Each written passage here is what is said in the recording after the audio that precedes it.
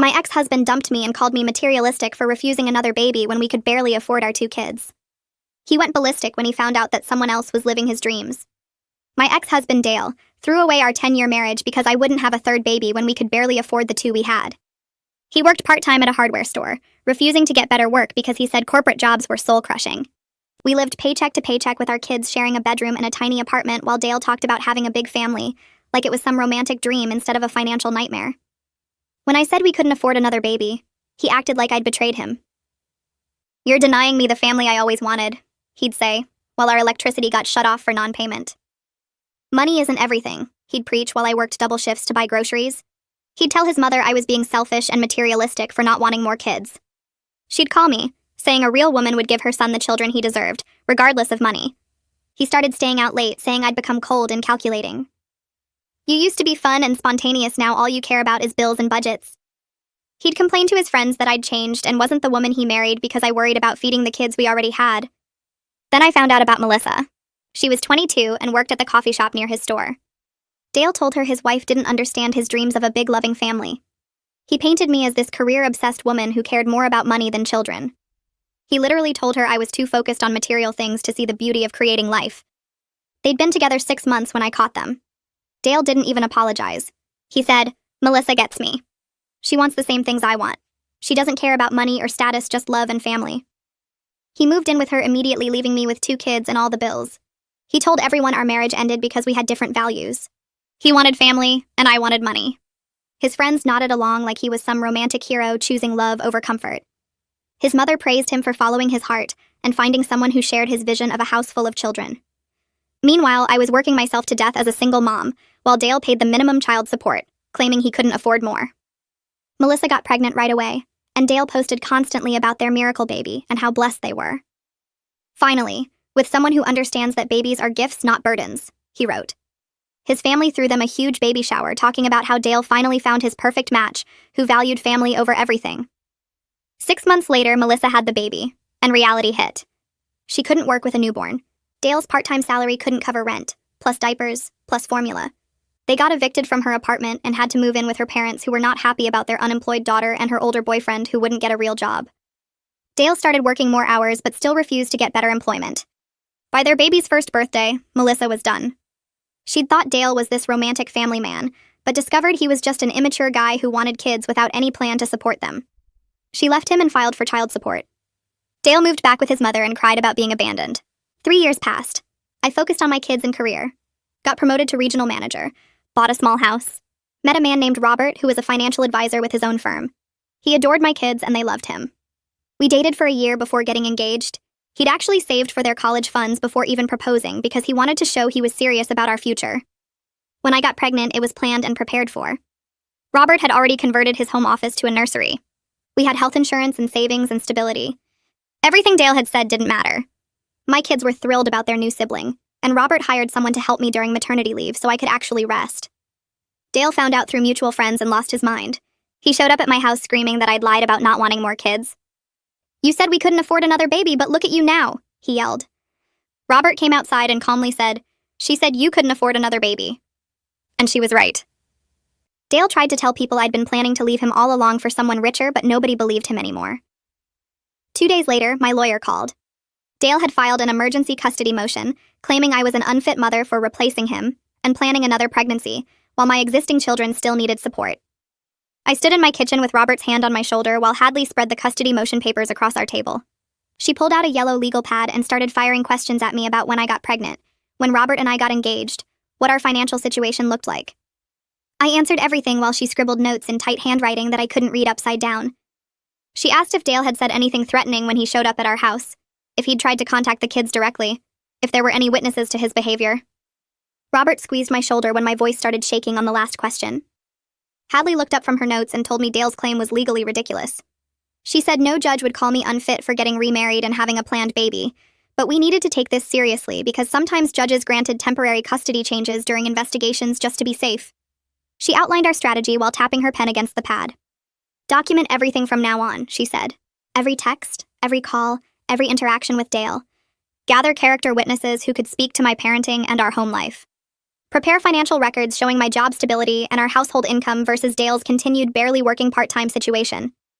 She said we'd show the court exactly what Dale refused to accept, that I wasn't materialistic for wanting to afford my kids' needs. I was responsible. Robert told Hadley not to worry about her fees, that he'd cover everything. I cut him off and said we were splitting the costs because this was our family now, not just my problem. He looked at me for a second, then nodded and said, "Okay." We spent the rest of the evening pulling bank statements from my filing cabinet, printing tax returns from Robert's computer, going through 3 years of child support payment records that showed Dale paying the minimum and often late. I had a folder of every late notice, every excuse text, every time he'd claimed he couldn't afford an extra $20 for school supplies. Robert organized everything into labeled sections while I sat at the table sorting through papers, my hands shaking slightly every time I saw Dale's name on a document. The next afternoon, Addison and Travis burst through the front door arguing about something that happened at lunch. I waited until they'd dumped their backpacks and grabbed snacks before I called them into the living room. Robert sat next to me on the couch while both kids flopped into the armchair across from us. I told them their dad had filed some papers with the court about where they lived. Travis asked if that meant they had to move in with Dad and Grandma. His face crumpled with worry, and I wanted to reach through the phone line and strangle Dale for putting that fear in my kid. I explained that Dad was asking the court to change their living arrangement, but we were fighting it. Addison asked why Dad would do that when they were happy here. I didn't know how to explain Dale's jealousy and wounded pride to a 10-year-old, so I just said sometimes adults make decisions based on their feelings instead of what's best for kids. Both of them immediately said they didn't want to leave. Travis said he'd have to change schools and leave his friends. Addison mentioned that Dad still slept on Grandma's couch and didn't even have his own bedroom, so where would they sleep? I reassured them we'd fight this hard, that our lawyer was really good, that the judge would see they were happy and doing well here. I reminded them about their rooms upstairs that they'd helped decorate, about how excited they were for their baby brother or sister. Robert added that we weren't going to let anyone disrupt their lives or take away the stability we'd all built together. Travis climbed onto the couch between us, and Addison followed, and we sat there for a while with both kids pressed against us. Hadley called 2 days later to say she'd filed our response. She'd included affidavits from Robert about his involvement with the kids and our household stability. She'd gotten a letter from my boss confirming my position, my salary, and the maternity leave plan the company had approved. She'd attached copies of Addison and Travis's report cards showing straight A's and B's, their attendance records showing they'd missed maybe 3 days total last year, and documentation of their extracurricular activities. She said she'd also requested an expedited hearing since Dale's claims had no factual basis, and keeping the kids in limbo wasn't fair to them.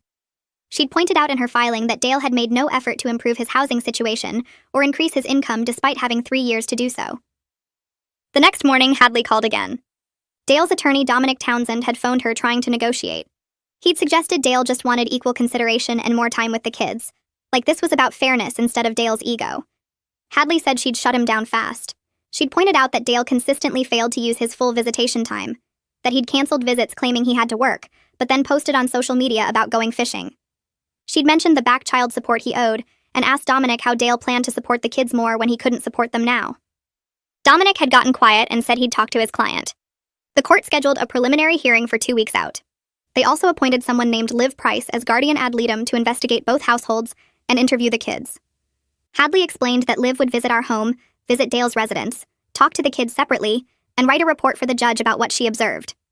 I spent the next several days cleaning our already clean house like a maniac. I scrubbed baseboards that didn't need scrubbing, organized closets that were already organized, made sure the kids' rooms looked lived in but tidy. Robert caught me rewashing windows at 10 at night and gently took the spray bottle from my hands. He said the house was perfect, and Liv would see that, and I needed to rest because stress wasn't good for the baby. I knew he was right, but I couldn't stop the nervous energy that made me want to control something, anything about this situation. Saturday morning arrived and the doorbell rang at exactly 9. Liv Price stood on our porch holding a leather folder and wearing a kind smile that immediately put me at ease. She was maybe 50 with gray-streaked hair pulled back in a clip, and practical shoes that said she did a lot of walking. She shook hands with Robert and me, then asked for a tour of the house. We walked her through every room while she took notes and asked questions about our daily routines.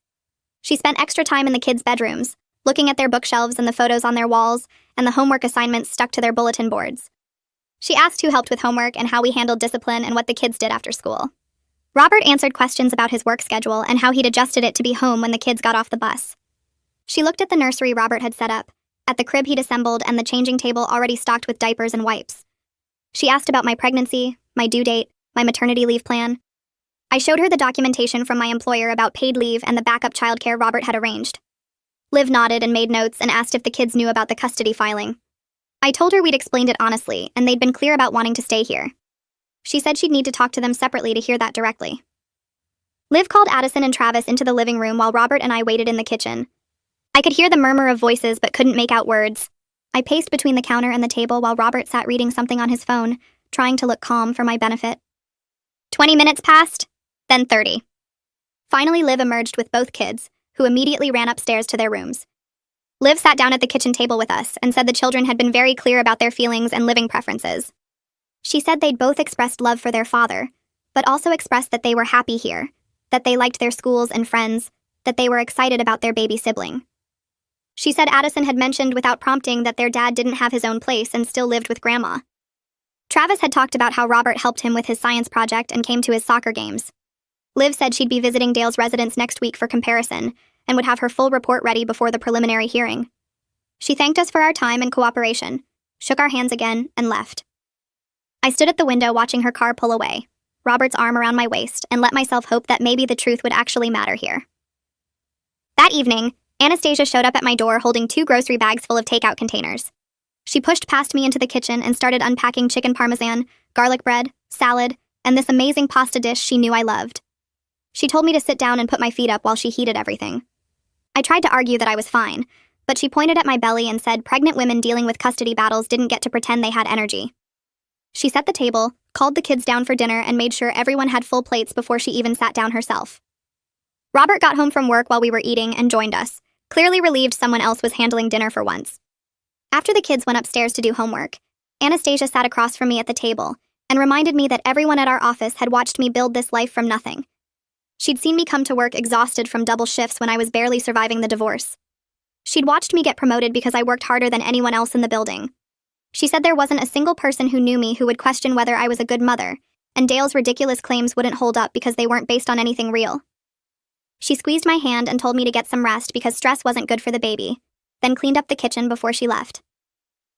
The next morning, I checked my phone while getting ready for work and saw that Dale had posted a long rant on social media. He wrote about how the family court system was completely biased against fathers and how mothers could just move on and replace dads without any consequences. He claimed that men who actually wanted to be involved with their kids got pushed aside while new boyfriends took over their role. His friends filled the comments with support, saying things like, "Stay strong, brother," and "the system is broken, and fathers have no rights anymore." Nobody knew the actual story about how Dale were chosen to work part-time for years while I struggled to pay bills. Nobody knew he'd abandoned me with 2 kids and all the debt when he moved in with his younger girlfriend. Nobody knew he'd been paying minimum child support while claiming he was too poor to contribute more. They just saw his version where he was the victim, and I was the villain who'd moved on to someone with more money. I screenshot everything like Hadley had taught me, saving each post and comment with timestamps. My hands shook a little while I did it because seeing Dale twist reality into this story where he was the wronged father made me so angry. But I didn't respond or comment or engage in any way. Hadley had been clear that his social media rants would actually help our case by showing his poor judgment and victim mentality. She said judges saw through this kind of performance, especially when someone was more focused on public sympathy than their kids' actual well-being. She told me to keep collecting evidence and let Dale keep digging his own hole with these dramatic posts that made everything about him instead of Addison and Travis. Robert came into the kitchen while I was staring at my phone and asked what was wrong. I showed him Dale's posts, and he read through them with this tired expression. He didn't get angry or defensive like I expected. He just said Dale was scared because he knew he was losing and scared people lash out. Then Robert told me his business partner Miguel had offered to testify as a character witness about Robert's stability and how he'd watched Robert integrate into our family over the past year. Miguel had seen Robert leave work early for Travis's soccer games and heard him talking about helping Addison with her science project. He'd watched Robert plan our finances to include college funds for kids who weren't even biologically his. Miguel wanted to tell the court that Robert wasn't trying to replace Dale, but was genuinely committed to being a positive presence in the kids' lives. I thanked Robert and told him I appreciated Miguel's offer, but I hated that we had to prove our worth just to keep my own children. I hated that Dale could file baseless claims, and suddenly we had to justify every choice we'd made and every dollar we'd spent. Robert pulled me into a hug and said we'd get through this together, and the truth would win out because we actually had truth on our side. I had an appointment with Gwendolyn that afternoon, my therapist who I'd started seeing after the divorce. I sat in her familiar office with the comfortable chairs and the plant in the corner and told her about the custody motion and Dale's social media posts and the constant worry that somehow the court would believe his lies. Gwendolyn listened like she always did, letting me talk without interrupting, And then she reminded me that Dale's pattern had always been to blame others when life didn't match his fantasies. He'd blamed me for not wanting more babies when really the problem was his refusal to support the ones we had. He'd blamed the divorce on my materialism when really it was about his financial irresponsibility. He'd blamed Melissa for leaving when she'd simply refused to enable his behavior anymore. Now he was blaming me and Robert for his own failures as a father. She said Dale would never take responsibility for his choices, because that would mean admitting he'd been wrong, and his whole identity was built on being the romantic dreamer who valued family over money. The custody motion was just another chapter in the same story where Dale cast himself as the victim instead of looking at his own actions. Gwendolyn helped me process the anxiety and anger I felt, reminding me to focus on what I could control, which was being the stable, present parent I'd always been. Hadley called me 2 days later with news that made my stomach drop and then immediately fill with hope. Her investigator had discovered that Dale had been working additional under-the-table hours at a friend's construction company for the past year. He'd been doing weekend work, cash jobs, side projects that he never reported for child support calculations. The investigator had bank deposits, witness statements from other workers, and even tax documents the friend's company had filed showing payments to Dale.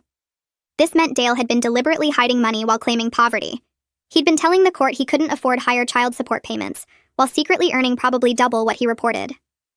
Hadley's voice was excited when she explained that this completely destroyed Dale's credibility and gave us grounds to file a motion to recalculate child support based on his actual income.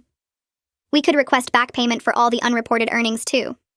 She said this was exactly the kind of evidence that judges hated because it showed intentional deception and disregard for legal obligations. We filed the motion within 48 hours. Hadley prepared everything with her usual detailed organization, including copies of bank statements showing regular deposits that didn't match Dale's reported income, statements from 3 different workers who'd seen Dale on construction sites, and the company's tax filings that listed him as a contractor.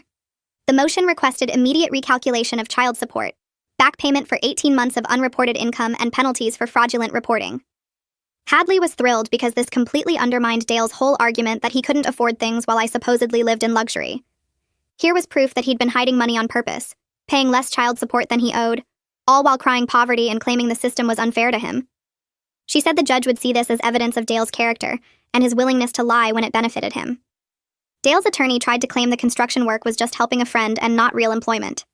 He filed a response saying Dale occasionally assisted with projects as a favor, that the payments were reimbursements for supplies or gas money, that it wasn't consistent enough to count as income. But Hadley had bank deposits showing regular amounts every 2 weeks like clockwork. She had witness statements from other workers who described Dale as part of the crew, not just someone helping out occasionally. She had tax documents the friend's company filed listing Dale as a contractor with his social security number and everything. The evidence was so overwhelming that even Dominic seemed embarrassed trying to argue against it.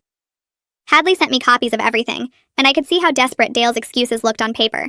The construction company owner had reported the payments properly, probably never realizing Dale wasn't disclosing the income for child support purposes. A week later, Hadley called to tell me that Liv had completed her home visit to Dale's mother's house. I'd been nervous about what that visit would show, worried that maybe Dale had made the place look better than I remembered. But Hadley said the report was actually helpful for our case. Dale was sleeping on the couch in the living room because the house only had 2 small bedrooms, and his mother used one while his younger brother used the other. There was no private space for the children to stay overnight. The neighborhood had crime rates significantly higher than ours, with multiple break-ins and car thefts in the past year. Dale had told Liv he was temporarily staying with his mother until he could afford his own place, but when Liv asked about his timeline or savings plan, he'd been vague and defensive. The report noted that Dale had been living there for 3 years since Melissa left him, which didn't suggest the arrangement was particularly temporary. Liv had documented everything in her professional, neutral way, but the facts spoke for themselves about Dale's lack of stable housing or realistic plans to provide appropriate space for the kids.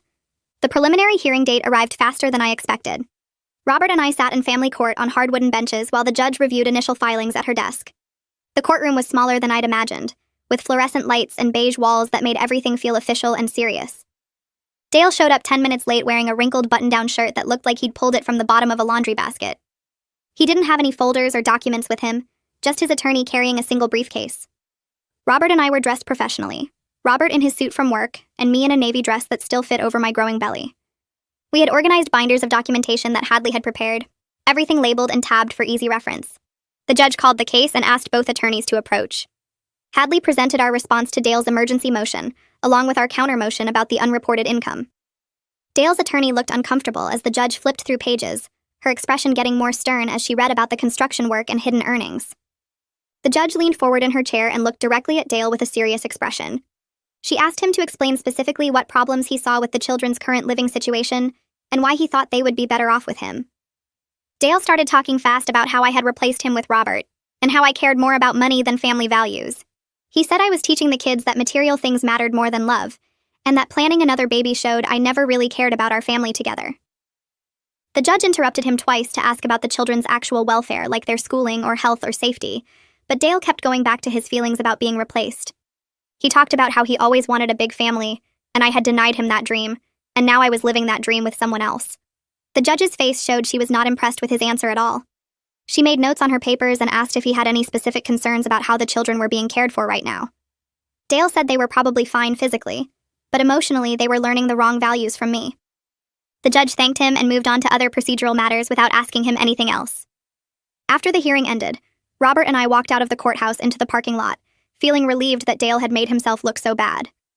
We got in the car and I checked my phone while Robert started driving us home. There was a text from an unknown number that just said it was important and asked if I could talk.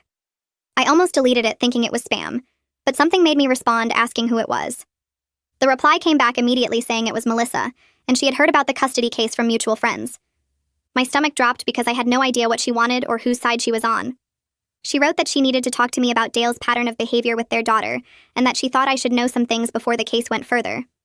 I showed the text to Robert and he said I should at least hear what she had to say since she might have useful information. I texted back asking when she wanted to meet, and she suggested the next day at a coffee shop near downtown. I barely slept that night wondering what Melissa wanted, and whether this was some kind of trap Dale had set up. The next morning, I drove to the coffee shop she had picked and sat at a corner table feeling nervous and suspicious. Melissa walked in right on time, and I recognized her from the photos I had seen years ago, when Dale left me for her. She looked tired and older than I remembered from those pictures. She sat down across from me and immediately started apologizing for believing Dale's version of our marriage back when they got together. She said after living with him and having his baby, she finally understood that I had been telling the truth all along about his refusal to be responsible. She explained that Dale had painted this picture of me as someone who cared more about career and money than family, but after their daughter was born, she realized he was just making excuses for not wanting to grow up. Melissa said she felt stupid for falling for his romantic talk about big families and true love when he had no actual plan for supporting any of it. She told me that Dale currently owed her over $7,000 in back child support, and the court had to threaten him with jail time just to get him to pay anything regularly. She said he only saw their 3-year-old daughter maybe twice a month, even though he was supposed to have her every other weekend. He always had excuses about work, or being tired, or not having appropriate space at his mother's house. Melissa said their daughter would ask about Daddy, and she had to make up reasons why he couldn't come see her. She offered to testify in my custody case about Dale's financial deception and his pattern of not following through on parenting responsibilities. She said she wished someone had warned her before she got pregnant, and she wanted to help protect my kids from Dale's manipulation. I asked her why she was willing to do this and risk making Dale angry.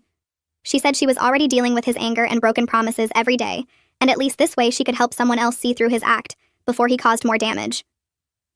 I called Hadley from the parking lot after Melissa left and told her about the meeting and the offer to testify.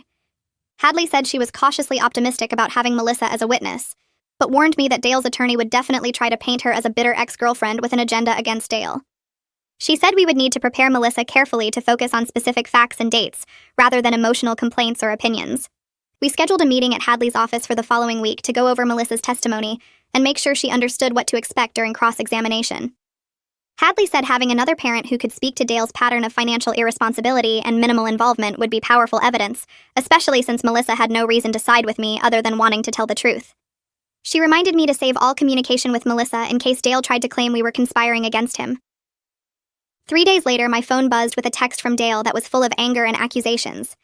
He called me and Melissa vindictive women who were teaming up to destroy him and ruin his relationship with his children. He said we were both just mad that he had moved on with his life and found happiness without us. He wrote that I was poisoning Melissa against him, just like I had poisoned our kids against him, and that the judge would see through our lies. The text went on for several paragraphs about how he was the victim of bitter ex-wives who couldn't accept that he wanted a real family with traditional values. I took screenshots of everything and forwarded them to Hadley without responding to Dale at all. Hadley texted back within an hour saying this was perfect evidence of Dale's inability to take responsibility for his own actions and his tendency to blame everyone else for his problems. She said she would add the text to our evidence file, and they would help show the judge that Dale's custody filing was motivated by anger rather than genuine concern for the children. Robert and I had a prenatal appointment scheduled that same week, and I was grateful for something positive to focus on after all the custody drama. We sat in the waiting room holding hands while I tried not to think about Dale's angry texts or the upcoming court dates. The ultrasound technician called us back and started the scan while explaining what she was looking at on the screen. She moved the wand around on my belly and then smiled and said she could tell us the baby's sex if we wanted to know. Robert squeezed my hand and we both said yes at the same time. She turned the screen toward us and pointed out that we were having a boy. For a few minutes, I completely forgot about the custody battle and just felt pure happiness about this new baby. Robert had tears in his eyes looking at the ultrasound image, and he told the technician that he had already set up a college fund for the baby before we even knew the gender. The technician printed out several pictures for us and congratulated us on our growing family. The following week, Liv called to schedule interviews with Addison and Travis at her office as part of her investigation. I drove them downtown after school and waited in the lobby while she talked to each of them separately. Travis went first and came out after about 30 minutes looking relieved that it was over. Addison was in there for almost 45 minutes, and when she came out, she seemed confident and calm. Liv walked them both back to me and said they had been very helpful and clear in expressing their feelings. Later, Hadley told me that Liv's notes from the interviews showed both kids clearly stating they wanted to stay with me and Robert. They had talked about being excited for their baby brother and how they didn't want to live at their grandmother's house where Dale slept on the couch. Liv had written in her report that both children were articulate and consistent in their preferences and showed no signs of being coached or influenced by either parent. That evening, Dale's mother called my cell phone for the first time in 3 years. I almost didn't answer but decided I should hear what she had to say. She started by saying Dale was going through a really hard time, and she hoped I would consider dropping the custody case. She said I had moved on with my new husband and new baby, so why couldn't I just let Dale have more time with his children? I told her politely that Dale had created this situation by filing a baseless emergency motion, and that I was simply defending my family. She immediately switched to criticizing my choices and saying I had always put money ahead of family. I hung up on her when she started saying that Robert had probably only married me for some ulterior motive. I texted Hadley about the call and she said to document it, but not to engage with Dale's mother anymore since nothing productive would come from those conversations. 2 days later, Hadley called to tell me she had received Liv's preliminary report, and it was exactly what we had hoped for. Liv was recommending that the children remain in my primary custody, with no changes to the current arrangement. The report cited the children's clear and consistent preferences to stay in their current home. It mentioned the stability of my household, including appropriate housing and financial security. It noted Dale's inadequate housing situation with no private space for the children. It referenced his history of minimal involvement and inconsistent use of his visitation time. Hadley said this report would carry significant weight with the judge since Liv was a neutral court-appointed professional with no bias toward either parent. She reminded me that Dale could still fight this at the full hearing, but his case was getting weaker with every piece of evidence we gathered. I felt like I could finally breathe a little easier, knowing that an objective investigator had seen the truth about our situations and was recommending exactly what I had been asking for all along. 3 days after getting Liv's report, Hadley called to tell me that Dale's attorney had filed another motion. This time, Dominic claimed Liv was biased because she'd spent more time at my house than at Dale's mother's place. I could hear the frustration in Hadley's voice when she read me the exact wording. The motion said Liv's unequal time allocation suggested she'd already made up her mind before completing her investigation. It conveniently ignored that my house was larger with separate bedrooms for both kids, a nursery, and multiple living spaces that required thorough review. It also ignored that Addison and Travis actually lived with me full-time, so of course there was more to observe and document. Hadley said she'd file our response immediately, pointing out that Liv had conducted appropriately thorough investigations at both residences, and that the time difference reflected the actual living situations of the children. The next morning, Hadley texted me that the judge had already denied Dale's motion. 24 hours was all it took for the judge to see through Dale's desperate attempt to discredit a neutral professional. I felt relieved but also exhausted by Dale's constant maneuvering and his refusal to accept that he'd created his own problems. The following Tuesday, I was at my desk reviewing quarterly reports when my assistant knocked on my door. She looked uncomfortable and asked if I had a minute to talk about something personal. My stomach dropped because I knew immediately what was coming. She said she'd overheard some people in the break room talking about my custody case, and she wanted me to know that gossip had started spreading through the office. I felt my face get hot with embarrassment and anger that my private legal battle was becoming workplace conversation. She assured me that she hadn't said anything and that most people were sympathetic, but I still felt exposed and vulnerable in a way I hadn't experienced before. I thanked her for telling me and spent the next hour trying to focus on work, while my mind raced with worry about how this might affect my job or my reputation with colleagues. Around 3 o'clock, my boss called me into his office, and I walked down the hall convinced I was about to face some kind of professional consequences. Instead, he closed the door and told me he'd heard about the custody situation and wanted me to know that my job was completely secure. He said the company supported me fully, and that personal legal matters had no bearing on my performance or standing with the firm. He even offered additional flexibility during the legal proceedings, saying I could adjust my schedule as needed for court dates or meetings with my attorney. I left his office feeling grateful, but also frustrated that I needed that reassurance in the first place. Dale's baseless custody claim wasn't just disrupting my family, it was seeping into every part of my life. That evening, Robert and I sat at the kitchen table after the kids went to bed. He'd been quiet during dinner, and I could tell something was on his mind. Finally, he said he'd been thinking about our wedding plans and wanted to suggest something. We'd been planning a nice ceremony for next summer after the baby arrived, something with family and friends at a garden venue. Robert said he thought we should get married now instead, before the baby came, so there would be no question about our family structure during the custody proceedings. He wasn't being romantic about it, he was being practical, and I loved him even more for understanding what we needed to do. I agreed immediately because it made perfect sense. We didn't need a big wedding to prove we were committed. We needed legal documentation that we were a stable married family unit. 2 days later, we went to the courthouse downtown with Addison and Travis as our witnesses. The ceremony took 15 minutes in a small room with fluorescent lighting and a clerk who'd probably performed 10 weddings that day. Addison held my bouquet, which was just a bunch of grocery store flowers Robert had grabbed that morning. Travis stood next to Robert looking proud in his button-up shirt. When the clerk pronounced us married, both kids cheered and hugged us. Afterward, we went to their favorite Italian restaurant where they ordered too much pasta and argued happily about whether the baby would like pizza or spaghetti better. It wasn't the wedding I'd once imagined, but it was perfect for the family we'd actually built. The next hearing was scheduled for the following week. We arrived at the courthouse early and sat in the hallway outside the courtroom while other families waited for their cases to be called. Dale showed up 10 minutes late with his mother, both of them looking tense. When our case was called, we filed into the courtroom and took our seats at the tables facing the judge. Dominic called Dale's mother as his first witness, and she walked to the stand wearing a dress that looked like she'd bought it specifically for court. After she was sworn in, Dominic asked her to describe Dale as a father. She launched into a speech about how Dale had always wanted a big loving family, and how he was devoted to his children. Then she started saying things that made me grip the edge of my chair. She talked about how a boy needs his father, and how Travis especially needed Dale's guidance to grow up right. She said she worried that I was probably trying to trap Robert with this baby the same way I'd trapped Dale years ago.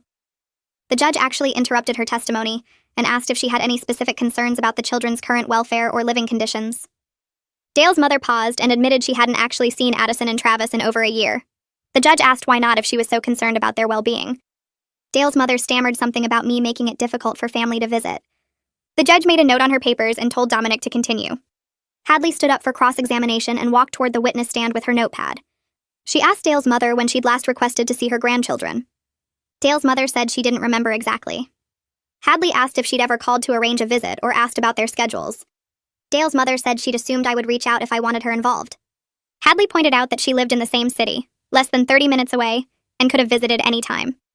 Dale's mother claimed I'd always made her feel unwelcome, and that I'd turned the children against their father's family. Hadley asked for specific examples of me preventing contact.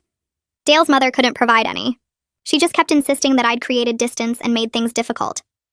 Hadley asked if she'd sent birthday cards or Christmas gifts. Dale's mother admitted she hadn't because she didn't know their current address, even though it was public record, and Dale had it for child support purposes. The testimony was backfiring completely. Instead of showing Dale's strong family support, it was revealing that his own mother couldn't be bothered to maintain a relationship with her grandchildren, while simultaneously claiming to care deeply about their welfare. When Hadley finished, Dale's mother walked back to her seat looking flustered and angry. Melissa was called next, and she walked to the stand looking nervous but determined. Hadley had prepared her thoroughly, and it showed in how she answered Dominic's initial questions calmly and clearly. Then Hadley took over and asked Melissa to describe Dale's financial responsibility when they'd lived together. Melissa explained that Dale had refused to get better work even when their baby needed formula and diapers. She said he'd told her that providing financially wasn't as important as being present emotionally, but then he wasn't really present either because he was always tired from his part-time shifts or hanging out with friends. She described how they'd been evicted because Dale wouldn't pay rent on time, claiming the landlord was being unreasonable. She pulled out bank records showing transactions from when they'd lived together. The records showed Dale spending money on video games and eating out at restaurants while claiming he couldn't afford child support for Addison and Travis. She pointed to specific dates where he'd bought a new gaming console 3 days after telling her they couldn't afford to refill their daughter's prescription medicine. The judge leaned forward to look at the bank statements Hadley entered as evidence. Melissa's voice stayed steady as she explained that she'd finally left Dale when she realized his romantic talk about big families was just fantasy, without any practical planning or follow-through. Dominic tried to discredit Melissa during cross-examination by bringing up that she'd left Dale and implying she had bitter feelings. Melissa looked directly at him and said she left because Dale wouldn't support their child, and she'd realized he was never going to change. She explained that she'd thought he was a family man who'd been misunderstood by his first wife, but she'd discovered he was just someone who liked the idea of children without accepting the responsibility. She said leaving him was the hardest decision she'd ever made, but also the best one for her daughter. Her testimony was devastating to Dale's case because it showed a clear pattern of behavior spanning years and multiple relationships. It wasn't just me being materialistic or difficult. It was Dale consistently failing to provide while blaming everyone else for his problems. After a short break, Hadley called Caleb to the stand. He was Dale's co-worker from the hardware store, and he looked extremely uncomfortable about being there. Hadley asked him how long he'd worked with Dale and how well he knew him. Caleb said they'd worked together for 5 years and sometimes grabbed drinks after shifts. Hadley asked if Dale had ever discussed his children or child support obligations. Caleb shifted in his seat and glanced at Dale before answering. He said Dale complained about child support pretty regularly and had mentioned trying to work under the table to avoid higher payments. Hadley asked him to be more specific. Caleb described conversations where Dale had talked about picking up cash jobs through friends so the income wouldn't be reported. He said Dale had even joked about it, calling it his way of beating the system. Caleb seemed genuinely sorry to be betraying his friend, but he was under oath and telling the truth. When Dominic asked if Caleb had any reason to lie, Caleb said no, and that he actually liked Dale but couldn't lie in court. The damage was done, though. Dale's own co-worker had confirmed his deliberate efforts to hide income. That afternoon, Hadley received the financial audit results she'd ordered weeks earlier. She called me during the lunch recess to tell me the findings. Dale had earned significantly more than he'd reported over the past 18 months. The total came to nearly $15,000 in unreported income from various cash jobs and under-the-table work. When court resumed, Hadley presented the audit report to the judge along with supporting documentation from the investigator. The judge reviewed the papers and asked Dale's attorney if he had any explanation. Dominic fumbled through a response about Dale needing to supplement his income to survive, but the judge cut him off. She said that hiding income to avoid child support obligations was serious and showed a pattern of deception. She ordered an immediate recalculation of Dale's child support based on his actual earnings and demanded back payment of the difference within 90 days. Dale's face went red and he started to stand up, but Dominic grabbed his arm and made him sit back down. Finally, Dale took the stand and Dominic tried to salvage something from the disaster. He asked Dale about his desire to be more involved with his children now. Dale said he'd changed and grown and wanted to be a better father. He talked about how seeing me move on had made him realize what he'd lost. Hadley stood up for cross-examination with a stack of papers. She asked Dale why he hadn't used his full visitation time over the past year if he wanted to be more involved. Dale said he'd been working extra hours to try to get ahead financially. Hadley showed him the visitation logs proving he'd skipped or shortened visits even on his days off. She asked why he'd hidden income if he was trying to support his children. Dale said he needed that money to get his own place. Hadley asked why he had no stable housing after 3 years of living with his mother. Dale became defensive and said housing was expensive and he was doing his best. Hadley asked why his best included spending money on entertainment while owing child support. Dale's voice got louder as he insisted he deserved to have some enjoyment in his life. Hadley calmly asked if his children deserved stable support and consistent parenting. Dale started arguing that everything was always about money with me, and now with the court system too.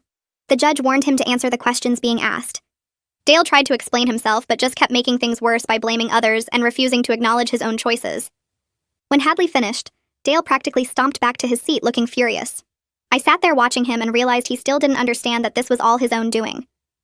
The judge leaned forward and looked directly at Dale.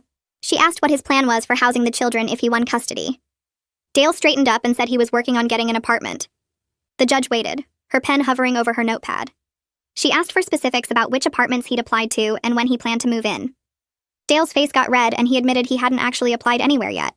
The judge asked if he'd saved money for a deposit. Dale said he was still working on that part. The courtroom felt heavy with silence. Dominic looked down at his papers like he wanted to disappear.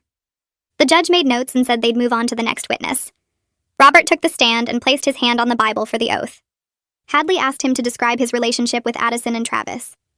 Robert spoke calmly about helping Travis with his math homework 3 nights a week, because Travis struggled with fractions. He mentioned attending Addison's school play last month, where she played a tree in the forest scene. He talked about their Saturday morning tradition of making pancakes together and letting the kids pick the toppings. Robert described planning their summer camping trip and how he'd already reserved a spot at the state park with a lake for fishing. He explained that he attended parent-teacher conferences with me and knew both kids' teachers by name. Hadley asked if he was trying to replace Dale. Robert said no, he was just trying to be a positive presence in their lives and support them however they needed. He said the kids still called Dale their dad and he never tried to change that. Dominic stood up for cross-examination and asked if Robert thought money could buy love. Robert said he didn't think that at all, but he did think children deserved stability and security. Dominic asked if Robert was showing off his wealth to make Dale look bad. Robert said he was just providing for his family the way any responsible parent would. Then Hadley called me to the stand. My hands shook a little as I walked up and sat down. Hadley asked me to describe my career progression since the divorce.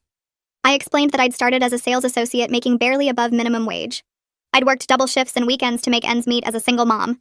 I got promoted to team leader after a year, then department manager 6 months after that. 3 years ago, I became regional manager overseeing 4 locations. Hadley asked about my salary, and I stated the exact number, which was more than 3 times what Dale made. She asked how I managed work and parenting. I explained my schedule, my backup childcare arrangements with Anastasia, and how I'd never missed a school event or doctor appointment despite my demanding job. Hadley pulled out our family budget and walked through it line by line. She showed the judge our monthly income, our expenses, our savings account, and the college funds Robert had established. She asked how the new baby would impact Addison and Travis. I explained that Robert and I had planned everything carefully. We had a separate nursery so the kids wouldn't lose any space. We'd hired help for the first 3 months so I could still be present for homework and bedtime. We'd already budgeted for daycare and increased food costs. The kids' allowances wouldn't change, and neither would their extracurricular activities. Hadley asked if I thought being responsible with money made me materialistic. I said no. It made me a good parent who could actually provide for my children's needs. Dominic stood up for cross-examination with a smug look on his face. He asked if I'd married Robert for his money. I said I'd married Robert because he was kind, responsible, and loved my children. Dominic asked if I thought poor people couldn't be good parents. I said that wasn't what I meant at all, but I did think parents had a responsibility to try to provide stability. Dominic said I seemed very focused on money and material things. I looked right at him and said, being responsible with money meant I could provide stable housing instead of bouncing between apartments. It meant my kids had warm clothes in winter and full bellies at dinner. It meant they didn't worry about the electricity getting shut off or being evicted. I said wanting to afford your children's needs wasn't materialistic. It was basic parenting. Dominic tried to interrupt, but I kept going. I said I'd lived through years of Dale's financial irresponsibility, and I'd seen exactly what his romantic ideas about family meant in practice. It meant hungry kids and overdue bills and constant stress. I said I refused to apologize for building a better life. The judge told Dominic to move on to his next question. He fumbled through a few more attempts to make me look bad, but I stayed calm and answered everything directly. The judge announced that she was ordering mandatory mediation before proceeding to a full trial. She said both parties needed to attempt to find common ground for the children's sake. 2 weeks later, Robert and I sat across a conference table from Dale and Dominic. A court-appointed mediator named Emily sat at the head of the table with a stack of papers. Emily explained that mediation was a chance to reach an agreement without further court battles. She said the goal was to find a solution that worked for everyone, especially the children. Dale crossed his arms and stared at the table. Emily asked Dale what he wanted as an outcome. Dale said he wanted 50-50 custody and equal say in all decisions about the kids. Emily asked about his housing situation. Dale said he was working on it. Emily noted that 50-50 custody required appropriate housing, and that seemed unrealistic given his current circumstances. Dale said the system was biased against fathers. Emily said the system cared about children's best interests regardless of gender. She asked if Dale would consider a graduated plan where he could work toward more custody as he established stable housing. Dale said he shouldn't have to prove anything because he was their father. Robert shifted in his seat but stayed quiet. I watched Dale's face get redder as Emily tried different approaches. She suggested therapy to help with the transition. She suggested parenting classes. She suggested starting with extended visitation to rebuild trust. Dale rejected everything. He kept saying he deserved equal custody now, not later. Dominic tried to calm Dale down and suggested they take a break. Dale snapped that he didn't need a break. He needed people to stop treating him like a bad father. After 3 hours of going in circles, Dale stood up suddenly. He said we were all against him and the whole system was rigged. He said judges and mediators and lawyers all sided with mothers no matter what. He said he was done wasting his time. Dominic grabbed his arm and tried to make him sit back down. Dale shook him off and walked out of the conference room. We heard his footsteps echoing down the hallway. Emily sighed and made notes on her pad. She said she'd have to report to the judge that mediation failed due to one party's unwillingness to negotiate. Dominic looked exhausted and embarrassed. He apologized and said he'd try to talk sense into his client. Robert reached over and squeezed my hand under the table. After Dominic left, Emily told us that failed mediation actually helped our case. She said it demonstrated exactly what the judge needed to see about Dale's attitude and priorities. The next day, Hadley called and confirmed what Emily had said. She explained that the judge would see we'd attempted resolution in good faith while Dale refused any reasonable discussion. She said Dale walking out showed his focus was on his own feelings, rather than the children's needs. Hadley said we needed to prepare for a full custody trial now. She explained it would be more involved than the preliminary hearings. We'd need organized evidence binders, complete witness lists, and detailed timeline documents. Robert immediately took time off work to attend every session. He cleared his calendar for the next month. Anastasia offered to watch Addison and Travis during trial days, so they wouldn't miss school or have to see the courtroom drama. I spent my evenings organizing papers and printing documents. Robert helped me create binders with colored tabs for different categories of evidence. We had sections for financial records, school reports, medical records, and character references. We had a timeline showing every missed visitation, every late child support payment, and every broken promise. Hadley reviewed everything and added her own notes about which pieces of evidence would be most effective. 2 weeks later, on a Monday morning, we walked into the courthouse for the full trial. The courtroom felt bigger and more intimidating than the smaller hearing rooms we'd been in before. The judge's bench sat high at the front. Rows of wooden benches filled the space behind the tables where lawyers sat. Everything smelled like old wood and paper. Robert held my hand as we took our seats next to Hadley. Dale and Dominic sat at the other table. Dale wore a button-up shirt that looked wrinkled. The judge entered and everyone stood. She reviewed all the preliminary reports, the financial documents, and the witness testimony from earlier hearings. She asked if both parties were ready to proceed. Hadley said yes. Dominic said yes. The judge explained that she'd hear final arguments and make her ruling based on the best interests of the children. My stomach felt tight and I tried to focus on breathing steadily. Hadley had prepared me for this, but sitting in the actual courtroom made everything feel more real and scary. Hadley stood up and began presenting our case. She walked through Dale's history methodically, pointing to specific evidence in the binders. She showed his pattern of minimal involvement over the past 3 years. She displayed charts showing his sporadic use of visitation time. She presented the financial audit proving his deliberate deception about income. She showed photos of our home compared to Dale's mother's apartment. She read excerpts from Liv's report about the children's clear preferences and their thriving in their current environment. Hadley talked about Robert's involvement and how he'd integrated into the family naturally over time. She emphasized that this case wasn't about punishing Dale for past mistakes. She said it was about protecting Addison and Travis and ensuring they remained in the stable environment where they were happy and successful. She noted that Dale had filed this emergency motion, not because the children were in danger, but because he was jealous of my new life. She said his actions proved he was thinking about himself, not about what was best for his kids. Dominic stood and cleared his throat, straightening his tie before addressing the judge. He talked about fathers having equal rights and how the court system always favored mothers. He said Dale deserved the same consideration as me just because he was the biological father. He pointed at me and said my new marriage proved I'd moved on without thinking about Dale's feelings. He claimed my pregnancy showed I was building a new family and pushing Dale out of the picture. He said Dale had been trying to stay involved, but I made it difficult by being successful and stable. The judge held up her hand and cut him off mid-sentence. She said this case was about the children's welfare, not Dale's hurt feelings about my life choices. She said the court didn't care about Dale's emotions regarding my remarriage or pregnancy. She said what mattered was whether Addison and Travis were safe, healthy, and thriving in their current environment. Dominic sat down looking frustrated, and Dale slumped in his chair. The judge called Liv to present her final report and recommendations.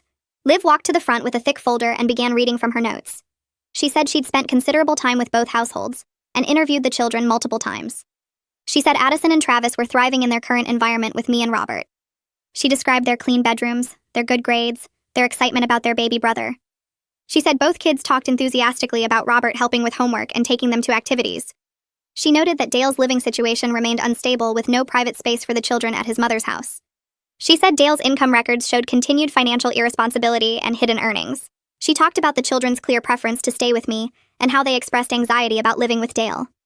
She said Dale's emergency filing appeared motivated by jealousy rather than genuine concern for the children. She recommended no change to custody arrangements because the children were happy, safe, and doing well. She said disrupting their stable environment would harm them psychologically and emotionally. The judge thanked Liv and dismissed her from the stand.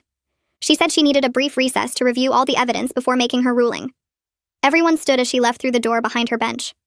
My legs felt shaky, and I grabbed Robert's hand as we sat back down. Hadley leaned over and whispered that everything looked good. She said the judge's questions during the trial had all been favorable to our side. She said the way the judge cut off Dominic showed she wasn't buying his arguments. Robert squeezed my hand and told me to breathe. I tried to calm down, but my pregnancy hormones made everything feel more intense. I kept thinking about Addison and Travis and how scared they'd been about losing their home. I thought about the nursery Robert had prepared and all our plans for the baby. I couldn't let Dale disrupt everything we'd built. The 15-minute recess felt like hours.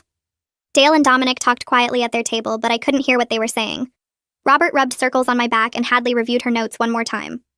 The bailiff finally came back in and everyone stood as the judge returned to her bench. She sat down and looked at both tables before opening her folder. She said she'd reviewed all the evidence, testimony, and reports carefully. She said Dale's emergency custody motion was denied completely. She said there was no evidence that I was an unfit mother or that the children's current situation was harmful in any way. She said Dale's filing appeared inappropriate and designed to harass rather than protect the children. She said Addison and Travis were clearly thriving with me and Robert. Dale's face turned red and he started to interrupt, but Dominic grabbed his arm. The judge kept talking and said she was going further than just denying Dale's motion. She said she was modifying the custody arrangement to give me full legal and physical custody. She said Dale would receive supervised visitation only until he could demonstrate stable housing and consistent financial responsibility. She said he needed to show he could maintain employment and pay his obligations on time. She ordered him to pay the recalculated child support, including all back payments, within 90 days. She said if he failed to comply, she'd consider further restrictions on his visitation. Dale jumped up from his chair and started yelling that the ruling was unfair. He said the judge was biased against fathers and I'd manipulated everyone with money. Dominic tried to pull him back down, but Dale kept shouting. The bailiff stepped forward and warned Dale about contempt of court. The judge said Dale's behavior right now demonstrated exactly why her concerns about his judgment were correct. She said he was more focused on his own feelings than his children's needs. She said court was adjourned and left through her door. Dale was still arguing with Dominic as Robert and I gathered our papers. Hadley put her hand on my shoulder and said we'd won everything we asked for and more. We walked out of the courtroom and down the hall toward the exit. My hands were shaking and I felt dizzy. Robert kept his arm around me as we pushed through the heavy doors into the parking lot. The fresh air hit my face and suddenly I was crying. All the stress and fear from the past weeks came pouring out. Robert pulled me into his arms and let me sob against his chest. Hadley stood nearby giving us space but said we needed to document everything going forward. She said Dale might try to appeal the ruling, but she was confident it would stand. She said the judge's decision was thorough and well supported by evidence. She reminded us to keep records of every missed payment and every supervised visit. We thanked Hadley and she headed to her car. Robert helped me into the passenger seat and drove toward Anastasia's house to pick up the kids. I wiped my eyes and tried to pull myself together before seeing them. We pulled up and Anastasia came out with Addison and Travis. They ran to the car and climbed in the back seat. Robert turned around and told them the good news. He said nothing was changing and they got to stay in their home with us. Travis hugged me from behind and said he'd been worried he'd miss meeting his baby brother. Addison said she knew the judge would see that Dad wasn't being fair. I turned around and looked at both of them. I told them they were safe and we were staying together as a family. Over the next 2 weeks, we settled into new routines, knowing Dale's visits would be limited and scheduled. The kids seemed lighter somehow, like a weight had lifted. They stopped asking worried questions about moving or changing schools. They talked more about the baby and helped set up the nursery. I realized they'd been more stressed about the uncertainty than they'd let on. Dale's first supervised visit was scheduled at a community center with a court monitor present. The monitor's report came back 3 days later. She said Dale spent most of the 2 hours complaining about the custody ruling instead of playing with Addison and Travis. She said he kept telling them the judge was wrong and their mom had turned everyone against him. She noted his focus on his own problems rather than asking about school or their interests. The report said the children seemed uncomfortable and kept trying to change the subject. Addison asked about getting ice cream, and Dale said he couldn't afford it because of child support. Travis showed him a drawing from art class and Dale barely looked at it before going back to his complaints. The monitor wrote that Dale's behavior raised concerns about his ability to prioritize the children's emotional needs over his personal grievances. I watched the monitor's report get filed away with all the other documents showing Dale's pattern. Hadley called me 3 days later to say Dale wasn't requesting any changes to the supervised visits, which meant he'd accepted the arrangement for now. Robert and I started focusing on the baby instead of the court case. I hit 7 months pregnant and finally felt like I could breathe without worrying about losing my kids. Robert brought home paint samples for the nursery walls, and we spent an entire Saturday afternoon finishing the room together. Addison wanted to help arrange the stuffed animals on the shelf, while Travis argued that he should be the one to test if the rocking chair was comfortable enough. They bickered happily about who would get to help with diaper changes and bottle feedings, and I realized they'd been holding back their excitement during the custody battle. Robert assembled the crib while I folded tiny onesies and blankets, organizing everything by size in the dresser drawers. The kids kept sneaking into the room to look at everything, touching the mobile above the crib and asking questions about when their brother or sister would arrive. 2 weeks later, Hadley forwarded me a letter from Dominic proposing a settlement. Dale would accept the custody arrangement permanently if we agreed to a slower payment schedule on the back child support he owed.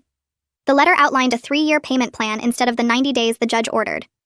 Hadley called me to discuss the proposal and said it was actually reasonable given Dale's financial situation. She explained that dragging him back to court for contempt if he couldn't pay would cost more in legal fees than we'd recover, and a structured plan meant we'd actually see the money eventually. I told her to negotiate the timeline, but make sure Dale understood this was his only chance. Hadley went back and forth with Dominic for a week before they settled on a 2-year payment plan with automatic wage garnishment so Dale couldn't skip payments. The agreement got filed with the court and became part of the official custody order. I felt relieved knowing the legal battle was truly over, and we had a clear path forward. My phone buzzed one afternoon while I was working from home. The text came from Melissa's number and I hesitated before opening it. She wrote that Dale had started paying her child support regularly after the judge's ruling, apparently scared of more legal consequences. Her message said his daughter was 3 now and asking questions about her half-siblings after seeing photos of Addison and Travis on Dale's mother's social media. Melissa asked if I'd be open to the kids meeting someday when things settled down. I sat with the message for a few minutes thinking about how complicated blended families could get. But I remembered being a kid and wondering about relatives I never met, so I texted back that once everything was more stable, we'd be open to the kids having a relationship with their half-sister. Melissa thanked me and said she'd wait until I was ready to discuss details. I showed Robert the exchange that evening and he agreed it was the right thing to do for the kids, even if dealing with Dale's family was exhausting. 3 months passed and I went into labor on a Tuesday morning. Robert drove me to the hospital while my mom picked up Addison and Travis from the school. I gave birth to a healthy baby boy that afternoon, and we named him James after Robert's grandfather. The kids met their brother that evening and couldn't stop staring at him. Addison held him carefully while sitting in the hospital chair, whispering that she'd teach him everything about being part of our family.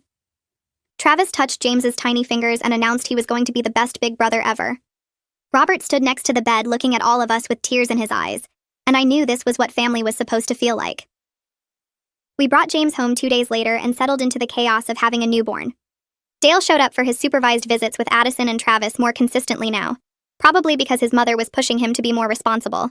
The visits were still awkward according to the monitor reports, but at least he was trying. My family didn't look anything like what I'd imagined during my marriage to Dale, but it was better because it was built on actual planning and genuine partnership, instead of romantic ideas with no foundation.